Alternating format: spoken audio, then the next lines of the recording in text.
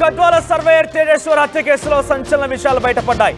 అయితే మే 17న తనని చంపేసి ఆ తర్వాత విదేశాలకు పారిపోయేందుకు ఇద్దరు పన్నాగం పన్నారు. తనతో పాటుగా తన లవర్ ప్రియుడు తిరుమల రావు కూడా ఇదే రకమైనటువంటి ఒక ఆలోచన చేశారట. అయితే పెళ్ళైనటువంటి నెల రోజులు పూర్తి కాక మునుపే పక్కా ప్లాన్ ప్రకారమే అంతా చేయాలని ఒక ఆలోచనతో ఉన్నారు ఐశ్వర్య. సో ముందు నుంచే తేజేశ్వర్కి వ్యతిరేకంగా అంటే కేవలం నెల రోజుల్లోనే సుమారుగా 2000 సార్లు ప్రియుడితో మాట్లాడిందంటే అర్థం చేసుకోండి.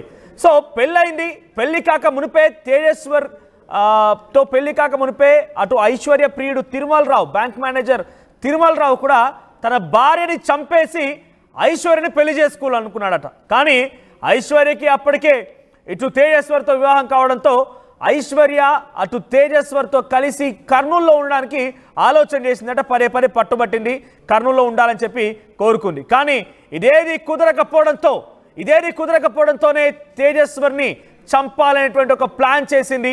వెంటనే ఐశ్వర్య అది ఎగ్జిక్యూట్ చేసింది. జూన్ 17న అటు తేజేశ్వర్ని చంపేసి కర్నూలులోని ఒక రియల్ ఎస్టేట్ వెంచర్లో పూడ్చాలనుకోండి. కానీ పోలీసులకి దొరికిపోతామని చెప్పి ఆ ప్లాన్ని ఎగ్జిక్యూట్ చేయకుండా అక్కడి పాణ్యం అటవీ ప్రాంతంలో పడవేసింది తేజేశ్వర్ మృతదేహాన్ని. ఆ తర్వాత ఇద్దరు కలిసి పారిపోవాలనుకున్నారు. కానీ అది కుదరలేదు. వెంటనే ఇటు తేజేశ్వర్ సోదరుడు పోలీసులకు ఫిర్యాదు చేయడంతో ఐశ్వర్య అదుపులోకి తీసుకున్నారు.